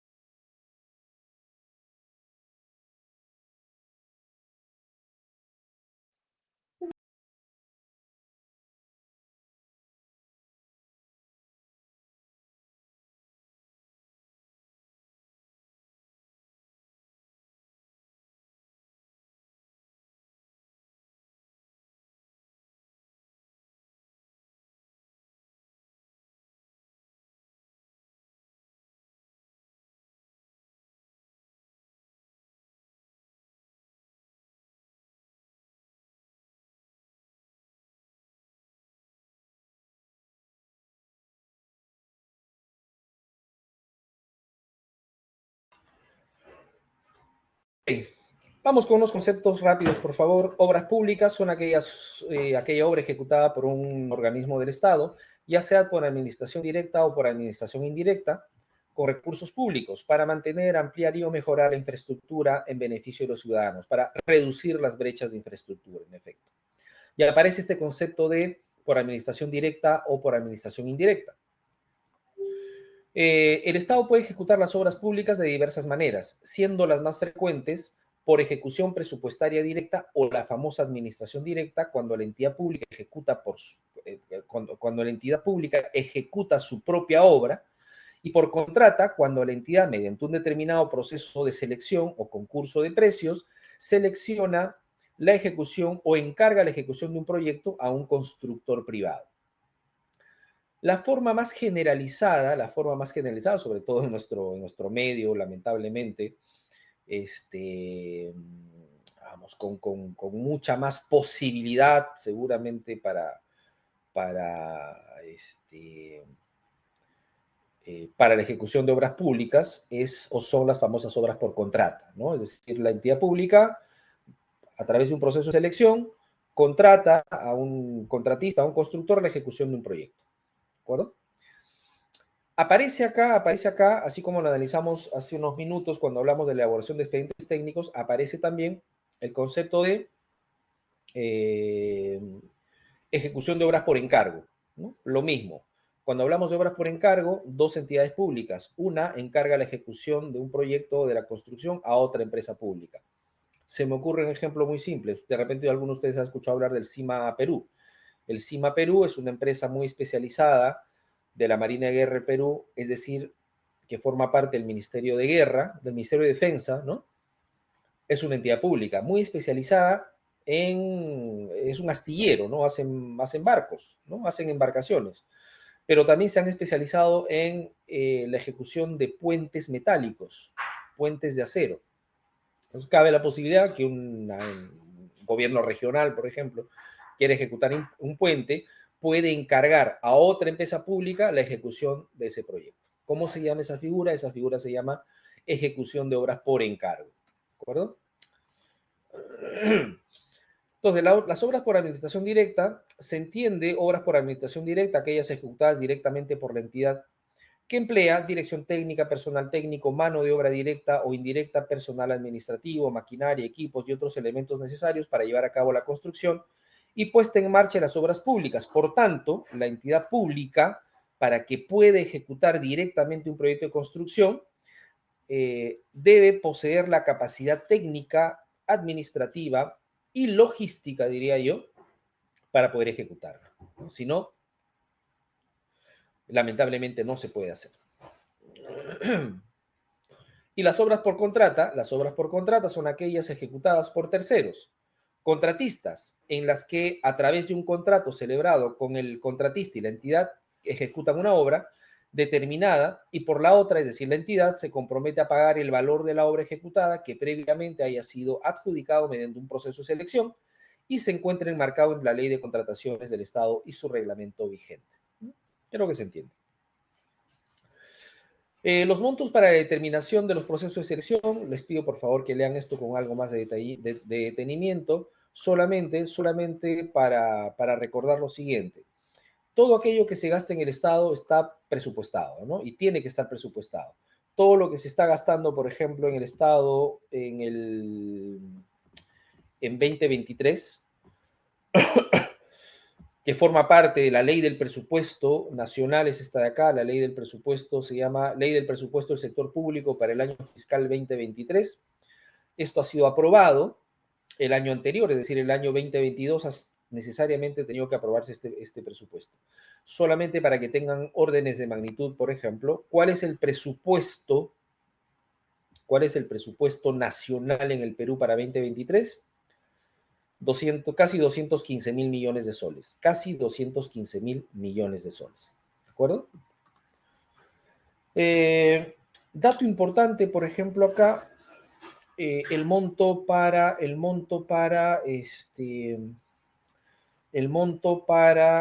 que un proyecto de construcción, en el caso de obras, sea adjudicado por licitación pública. 2.800.000. Este monto ha cambiado, ha dado un salto importante, ¿no? Ha dado un salto importante del 2022 al 2023. Ha aumentado 1 millón de soles, ¿no? Hasta 2022 era 1.800.000, en 2023 ha dado el salto a 2.800.000. Importante. Esto que implica seguramente que y eso siendo 2.800.000 para la contratación pública, un monto relativamente menor. Yo creo que la tendencia es que este monto vaya aumentando en el tiempo. Obviamente, la única forma que este monto para efectos de licitación aumente en el tiempo es que la contratación pública vaya mejorando en su esencia, es decir, los niveles de corrupción vayan disminuyendo. Porque entenderán, si pasamos el monto de licitación de 1.800.000 a 2.800.000, quiere decir que para proyectos, obras menores a 2.800.000, no se requiere una licitación pública con las exigencias de la licitación pública. ¿De acuerdo? ¿Qué es lo que va a pasar? Que la cantidad de licitaciones va a disminuir. Si la cantidad de licitaciones va a disminuir, seguramente los niveles de control de las licitaciones van a ser cada vez mejores. Pero queda un colchón por debajo del 2.800.000 que va a estar pues un poco sometido al aura y a la aureola de la corrupción, porque los demás procesos de selección suelen ser algo más controlados, ¿de acuerdo? Ok. Revisando un poco la ley de contrataciones y su reglamento, cuando hablamos de mecanismos de contratación, hablamos de sistemas de contratación y modalidades de contratación. Sistemas de contratación, suma alzada, precios unitarios y esquema mixto. Modalidades de contratación, llave en mano, concurso, oferta. Cuando hablamos del suma alzada, ¿a qué nos referimos? Generalmente el suma alzada es aplicable a las edificaciones. ¿Qué de particular? Se aplican cuando las cantidades, metrados y calidades, especificaciones técnicas están definidas en los planos de especificaciones técnicas. Es decir, cuando tengo que concursar o ofertar en una edificación o cuando pongo a licitación una edificación, a partir del manejo de la información, finalmente, conocer la cantidad de obra ejecutar, es decir, los metrados y la calidad de obra ejecutar, puedo obtenerla a partir de la lectura del expediente técnico con mucho nivel de certeza, ¿no? En ese caso es aplicable, y generalmente se hace así, a ese tipo de edificaciones o a ese tipo de proyectos, licitarlos con el sistema suma alzada, ¿de acuerdo? El sistema se aplica técnicamente a las obras de edificación. El postor oferta un monto fijo integral por la obra, se valoriza hasta el total de los metrados del presupuesto de obra. El contratista está obligado a ejecutar la obra con lo que se conoce y solamente aplicable, que se entienda por favor, al suma alzada, que es el orden de prelación documental.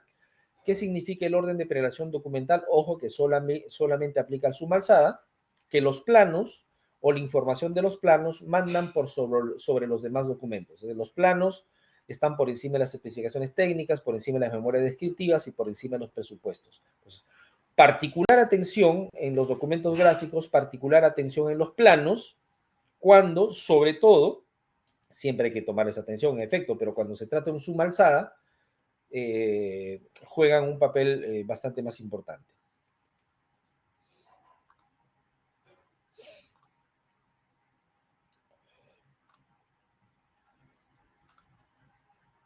Por ejemplo, se tiene una obra de una posta de salud de suma alzada. En los planos se indica que los pisos sean de terrazo pulido, en las especificaciones técnicas se indica que los pisos deben usar cerámicos, en la memoria descriptiva se menciona que los pisos de la posta deben ser losetas venecianas. Finalmente, en los presupuestos, la partida establece que los pisos son de loseta veneciana, por decir un... ¿Qué es lo que tenemos que hacer? Independientemente de lo que digan todos los otros documentos del expediente técnico de un sistema de contratación a suma alzada, nosotros como contratistas y como constructores estamos obligados a cumplir con lo que exigen los planos. ¿Cómo se llama eso? Eso se llama orden de prelación. Aplica en los suma alzada, solamente aplica en los suma alzada, ¿de acuerdo? Obviamente este ejercicio pues es algo exagerado, ¿no? Pero es muy posible que ustedes según suma alzada encuentren diferencias de información en los diferentes documentos que forman parte del expediente técnico. Entonces hay que ser muy cuidadosos con eso, muy cuidadosos con eso. Además que la supervisión está siempre muy activa buscando ese tipo de incongruencias, ¿de acuerdo? Los sistemas de precios unitarios se utilizan para las obras públicas cuando las cantidades, metrados, calidades, especificaciones técnicas no están definidas en los planos. Más que no estén definidas en los planos, el nivel de certeza no es del todo alto en todo caso, ¿no? Este sistema se aplica técnicamente a las obras donde hay grandes movimientos de tierras, carreteras importantes, obras de penetración, saneamiento, canales, presas, túneles, etcétera, ¿no? ¿Por qué? Porque sobre todo en obras pues con manejos geográficos muy importantes, eh, es, es bastante complicado el control al 100% de las condiciones geotécnicas, por ejemplo, ¿no? Si vamos a hacer una carretera de 5 kilómetros, por ejemplo, yo puedo tener la certeza de todas las variaciones o fluctuaciones de los cambios geotécnicos o geológicos a lo largo de todo ese proyecto. Es un poco complicado conocer eso, ¿no? O sería extremadamente caro los estudios y extremadamente largo los estudios a ejecutar para tener un control exhaustivo de todas las posibles variaciones de la geotecnia o de la geología para la ejecución de este proyecto. ¿Claro? En ese caso, ¿qué es lo que se hace? Se va por un precio unitario. No puede ser un suma alzada porque si pretendiésemos fuese un suma alzada, los concursantes o los participantes que pudiesen ofertar para este proyecto en particular, seguramente, ¿cuál es la forma de protegerse para este tipo de incertidumbres? Se protegen con el precio. Los precios serían seguramente extremadamente caros. ¿De acuerdo? Ok. En este sistema, el postor oferta precios unitarios por cada una de las partidas que proporciona la entidad en sus bases. No hay prelación de la ejecución de la obra. En un precios unitarios no hay prelación documental. Repito, en los precios unitarios no hay prelación documental. Eso es importante que se entienda. Además, no lo mencioné, en el suma alzada, por ejemplo, no puede haber mayores metrados, ¿no? En el suma alzada no puede haber mayores metrados, en el suma alzada no puede haber deductivos. En los precios unitarios sí puede haber mayores metrados, en el precios unitarios sí puede haber deductivos. Y tener cuidado, por favor, con diferenciar qué es un adicional y qué es un mayor metrado. Son cosas distintas, por favor. ¿Ya? Y un poco yendo a estas modalidades que habíamos conversado en la clase anterior, está más relacionada a tipos de proyecto en particular. Cuando hablamos de modalidades, llave en mano, modalidades concurso oferta, está relacionado con edificaciones con mucho contenido instrumental, ¿no? Con mucho contenido de equipamiento, ¿no? Con mucho nivel de especialización en el equipamiento. Llámese pues infraestructura hospitalaria, por ejemplo, llámese infraestructura deportiva, los panamericanos, por ejemplo, llámese también infraestructura escolar de repente o infraestructura educativa. Mucho contenido de este, eh, de equipamiento, ¿no? Y un poco para deslindar responsabilidades, es decir, para que las responsabilidades sean solamente de un ejecutante, de un responsable, se suele finalmente migrar hacia el llave en mano o el concurso oferta. El llave en mano, aplicable a la contratación de bienes y obras, en el caso de bienes, el postor oferta, además de esto, su instalación y puesta en funcionamiento, tratándose de obras, el postor oferta en conjunto la construcción, equipamiento y montaje hasta la puesta en servicio, y de ser el caso, la elaboración del expediente técnico y operación asistida en la obra. Importante esto, ¿no? Ya lo habíamos comentado. Tanto en el llave en mano como en el concurso oferta, muy aplicable, repito, a edificaciones con mucho contenido de equipamiento, repito, pero además también enfocado en, en proyectos con plazos extremadamente reducidos, ¿no? O marcadamente reducidos. O cuando la puesta en operación o funcionamiento de una edificación en particular tiene una fecha límite inamovible, ¿no? Por ejemplo, pues yo tengo que hacer un estadio para que el mundial, el primer partido del mundial sea pues una fecha límite. ¿No? Yo no, por ningún caso, pues, oye, para que no terminé el estadio, ¿no? Tengo que mover la fecha del inicio mundial, por dar un ejemplo, eso no puede pasar, ¿no? Entonces, se emplean estas modalidades para un poco reducir ese riesgo, ¿ya?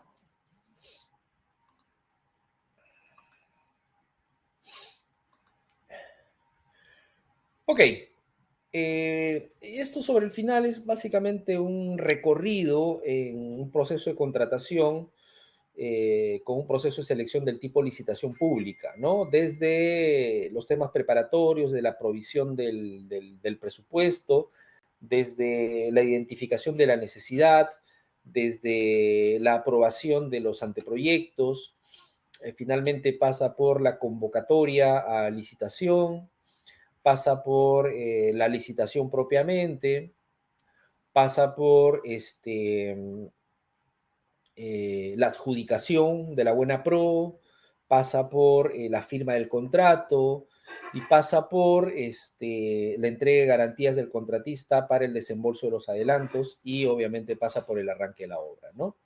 Los invito a que lean con algo más de detenimiento toda esta información, que siempre es bueno entenderla para ver sobre todo más o menos cuáles los tiempos mínimos por los que hay que transitar, ¿no? Entre que se toma la decisión de la ejecución de un proyecto y que se puede finalmente empezar propiamente la ejecución del mismo. Toma un tiempo importante en su concreción. ¿De acuerdo? Muy bien.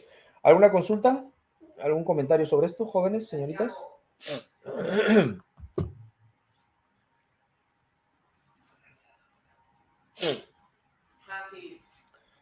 ¿Ninguna?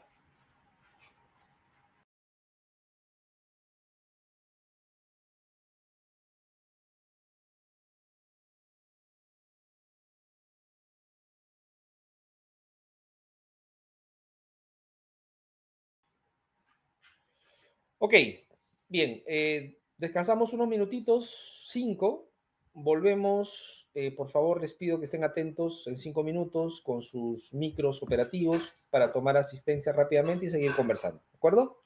Volvemos entonces.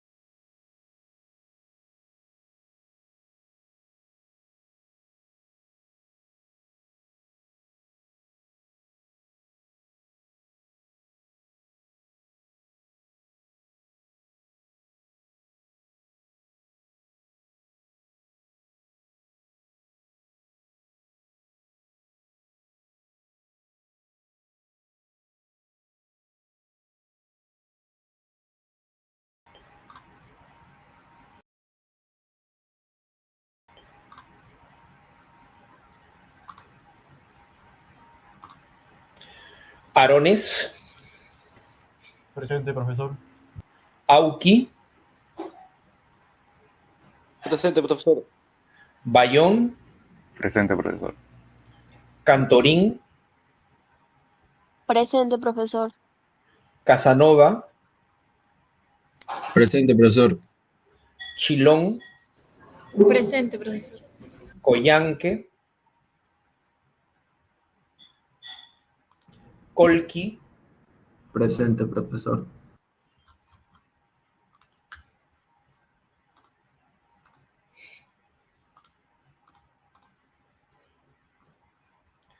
De la Cruz, Díaz, Esteban, Presente, profesor. Figueroa, Flores, Profesor, Figueroa presente, disculpe. Flores, Gamboa, Presente, profesor. Gómez, Presente, profesor. Gutiérrez, Presente, profesor.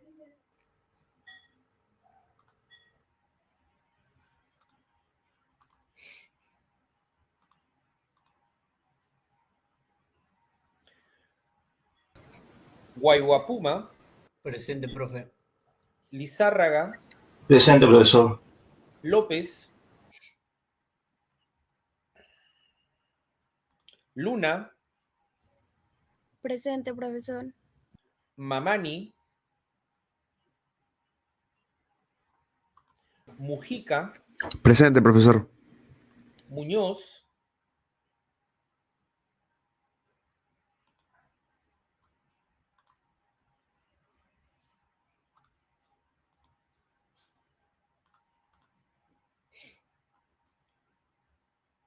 Navarrete, Presente, profesor.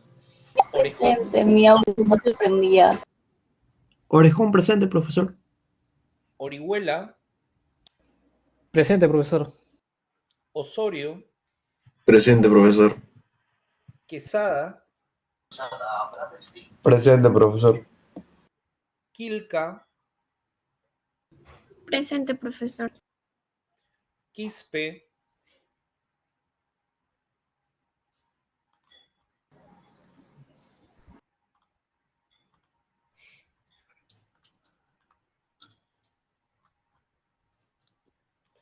Quispe, Rivas, presente, profesor. Rivas, Rivas, presente, profesor. Rivera, Rivera, presente, profesor. Rodríguez, Rosales Eduardo, Presente, profesor. Rosales María, Profesor Rodríguez, presente, disculpe mi micrófono. Rosales María, Saavedra, Presente, profesor Saavedra.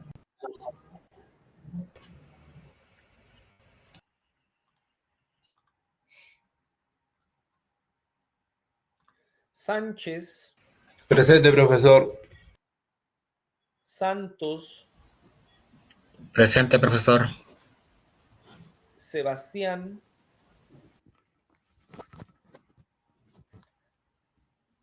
Segura, Presente, profesor. Cernaque, Presente, profesor. Tarazona, Presente, Feijó, profesor. Presente, profesor.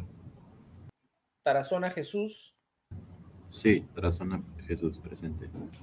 Tito, Presente, profesor. Tuni, Presente, profesor. Valverde, Presente, profesor. perfecto. Profesor, disculpe, Muñoz, Díaz, presente, mi audio profesor. no se había prendido. Ok, Díaz me dijo, Díaz, ¿no? Sí, profesor Díaz. Gracias. Y Muñoz. Muñoz. Ok, tengo ausentes a Coyanque, De la Cruz, Flores, López, Mamani, Rosales María y Sebastián.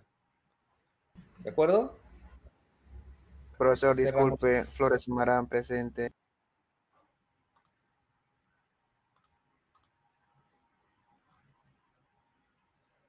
Ok, ¿alguno más? Coyanque, De la Cruz, López, Mamani, Rosales y Sebastián ausentes. Ok.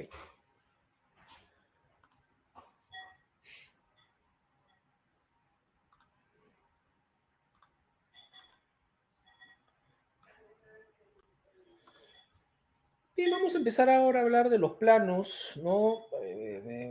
Muy rápidamente, previo a hablar y a desarrollar los planos, porque vamos, cuando hablamos de no solamente los planos de documentación a presentar o exigibles respecto a la documentación que finalmente las entidades de revisión o las entidades revisoras piden cuando finalmente se presenta un expediente técnico o un proyecto en consulta, entenderán que también tiene un marco normativo, eso es lo que vamos a ver un poco más adelante, ¿de acuerdo? Así como el concreto, la ejecución del concreto, la ejecución de un sistema estructural, los conceptos de diseño de un sistema estructural o de un material en particular o de una norma especializada tienen pues un marco normativo concreto. Lo mismo pasa con información. La información también tiene un marco normativo y particularmente los planos o particularmente los proyectos por especialidad que más adelante vamos a distinguir, ¿no? Previo a esto, de manera informativa, cuando hablamos del horizonte de la ejecución de un proyecto en general, de un proyecto de construcción, pasan por dos etapas generales, que es la preejecución y la ejecución, o el proyecto y la obra propiamente dicha. Cuando hablamos de la etapa de preejecución, tenemos el anteproyecto y el proyecto, relacionado básicamente con el tema de la elaboración documental desde la concepción inicial, que es el anteproyecto, muy de connotación arquitectónica. El anteproyecto tiene una connotación estrictamente arquitectónica. Ese es el flujo necesario, ¿no? Primero resolver la arquitectura, y cuando la arquitectura ya la tenemos completamente resuelta, tanto por el propietario o aceptada por el propietario y finalmente aprobada por la entidad revisora formal, recién podemos dar el paso para efectos constructivos, resolver todas las demás especialidades. Ese es el paso importante a considerar. Para tal fin, es importante o son importantes los certificados de parámetros urbanísticos edificatorios. Los certificados de parámetros urbanísticos y edificatorios no es otra cosa que una suerte de partida de nacimiento del predio, que indica qué se puede hacer, cuál es la altura máxima, área techada máxima, porcentaje de área libre mínima, densidad neta máxima, coeficiente de edificación máximo, ¿correcto? Uso, ¿no? Uso especificado, uso posible del predio. Eso donde aparece en los certificados de parámetros urbanísticos. Es un documento con muy de uso arquitectónico, no son los arquitectos los que tienen que resolver eso primigeniamente, ¿de acuerdo? Luego tenemos la aprobación del anteproyecto y pasamos, cuando el anteproyecto está aprobado, recién pasamos a la ejecución del proyecto de todas las especialidades y su aprobación. ¿Para qué? Para fines de construcción, entenderá. Damos el salto, pasamos a la etapa de construcción y dentro de la etapa de construcción tenemos la demolición y la construcción propiamente. Son dos etapas distintas, cada una tiene su propia licencia. Hay una licencia de demolición y hay una licencia de construcción. Pueden ser consecutivos, pero muchas veces ni siquiera son consecutivos, ¿no? Cuando estamos en la etapa de construcción propiamente, es importante obviamente la licencia de construcción dentro de la formalidad. Nosotros como contratistas, como constructores o como responsables del proyecto, no podemos pues mover un solo ladrillo o empezar a hacer excavaciones, por ejemplo, si no tenemos la licencia de construcción finalmente, que es la formalización de la ejecución del proyecto.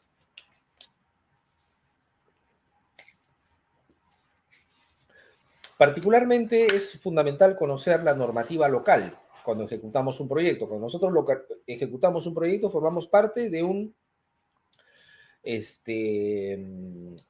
espacio geográfico local, básicamente una municipalidad. Hay que lidiar con la municipalidad y hay que conocer su reglamentación local. Y en ese sentido está alineado con la autorización para uso de vías, la autorización para trabajos en horario nocturno, autorización para extensión horaria. Ambos casos, trabajo nocturno o extensión horaria, vamos, es muy poco probable. Cada vez las municipalidades otorgan estos beneficios a obras privadas, ¿no? La única forma que te den una autorización para el trabajo nocturnos total o una autorización para extensión horaria es que la obra sea una obra pública y de interés nacional. Si no, es muy poco probable que se te dé, ¿de acuerdo?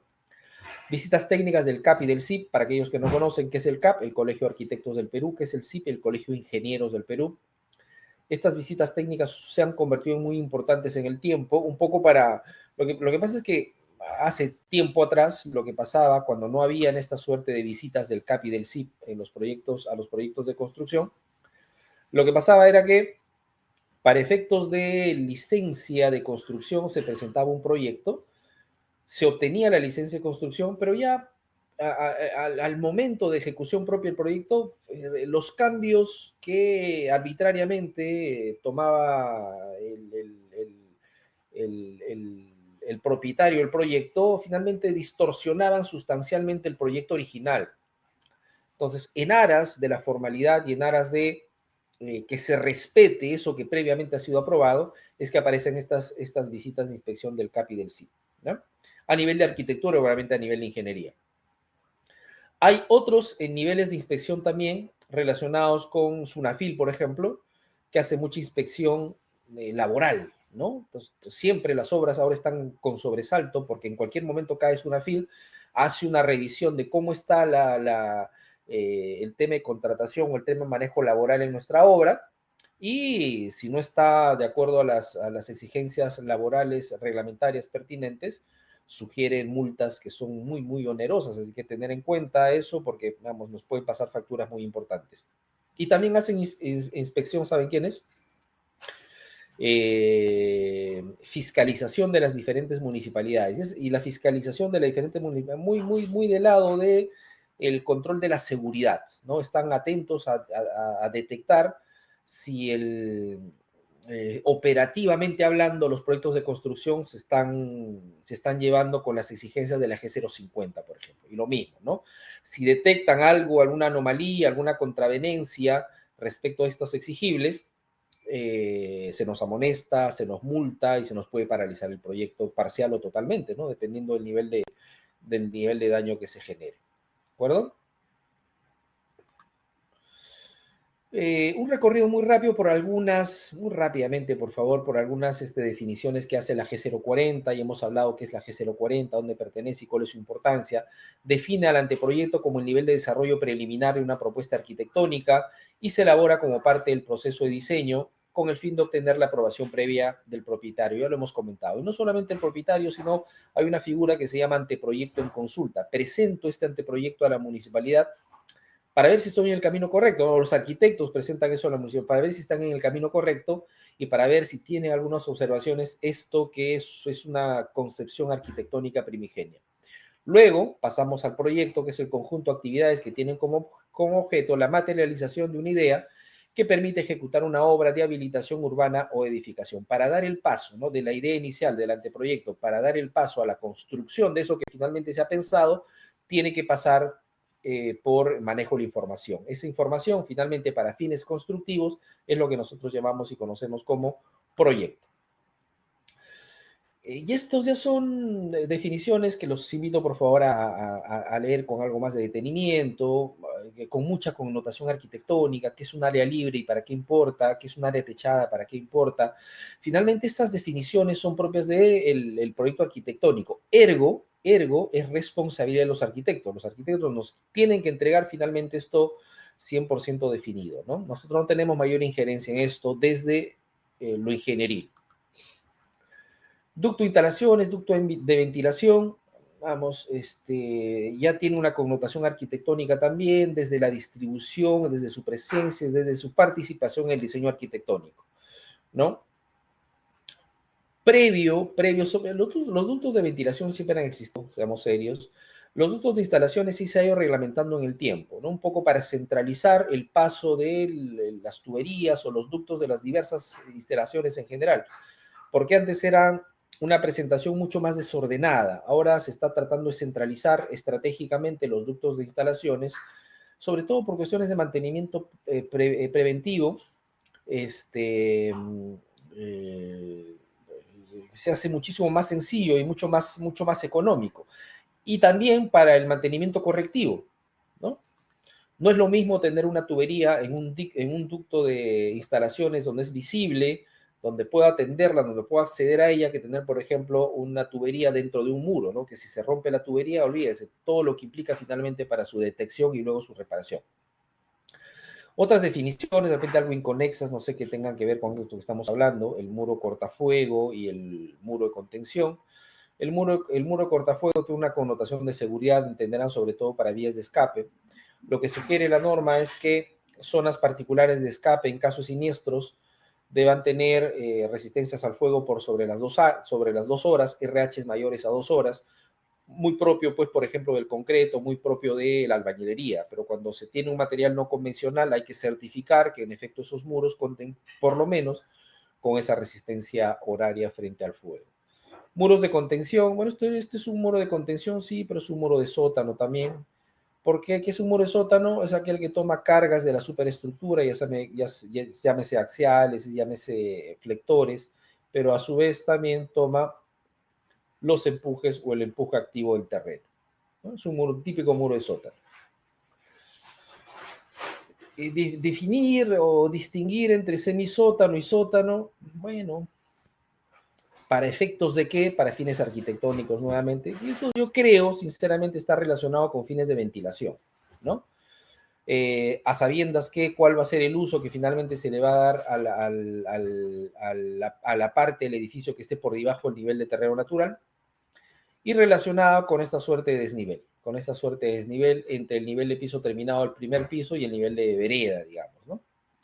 ¿Por qué? Porque generalmente en sótanos, por esta dimensión se hace mucho menor, es seguramente necesario la implementación de algún sistema mecánico en particular, llámese inyección de aire, extracción de aire, muchas veces extracción de CO2 o extracción de monóxidos, ¿no? Sobre todo pues cuando se van a utilizar como cocheras o parqueos. Cuando hablamos de parámetros urbanísticos, ya lo habíamos mencionado hace unos minutos. Hablar de parámetros urbanísticos sugiere, repito, unos parámetros de cumplimiento obligatorio cuando se va a hacer el desarrollo arquitectónico. Repito, es información con mucho contenido arquitectónico, es algo que resuelven los arquitectos, pero de alguna manera no debe ser ajeno finalmente a un comentario o a una verificación o una validación desde nosotros los ingenieros civiles. Dos de los parámetros urbanísticos más importantes a destacar, diría yo, son la densidad neta y el coeficiente de edificación, DN y CE. ¿Qué es DN? Es el indicador resultante de dividir el número de habitantes del proyecto propuesto entre el área y el lote urbano para uso comercial. Densidad, ¿no? Cuánta gente puede ocupar determinada área. Eso es densidad, ampliamente conocido por todos. Obviamente eso tiene que estar reglamentado, ¿de acuerdo? Tiene que estar reglamentado y tiene que haber un máximo permitido para el predio en el cual finalmente se va a operar. Y lo mismo con el coeficiente de edificación que habla de las áreas techadas. ¿Qué tanta cantidad de área techada hay respecto al área del terreno? Importante también, ¿de acuerdo? Entonces, bajo esta premisa, vamos a desarrollar este pequeño ejercicio. Nos dice, calcular la densidad neta y el coeficiente de edificación con los siguientes datos. Es decir, se ha desarrollado la arquitectura y el arquitecto ha hecho, digamos, su proyección arquitectónica y para una multifamiliar ha dicho, ok, vamos a tener 10 departamentos, el número de dormitorios por cada departamento 3, la superficie del terreno es 600 metros cuadrados y el área total construida que el arquitecto ha finalmente esbozado en su ejecución arquitectónica son 600 metros cuadrados, 620 metros cuadrados. Con esta información, calcular la densidad neta y el coeficiente de edificación. ¿Por qué es importante? Porque lo tenemos que comparar con la densidad neta y el coeficiente de edificación máximos permitidos por los parámetros urbanísticos, para ver cómo estamos, para centrarnos, para ubicarnos, para ver si podemos optimizar más. Esto sobre todo, ¿saben qué, jóvenes? Es muy afecto cuando se trata pues de un proyecto inmobiliario, ¿no? Un proyecto inmobiliario hay que sacarle el mayor rendimiento posible, no al metro cuadrado, sino al centímetro cuadrado vendible, ¿no? Entonces, repito, pero es mucha información muy arquitectónica, ¿de acuerdo? Nada, lo dejamos ahí, dejamos pendiente la solución del ejercicio, por favor. Si alguno quiere ir adelantando en eso, bienvenido sea. Si no, la próxima clase empezamos con la solución de este ejercicio y seguimos conversando, ¿de acuerdo? ¿Alguna consulta, algún comentario final? Estamos ya sobre el final. ¿Los escucho?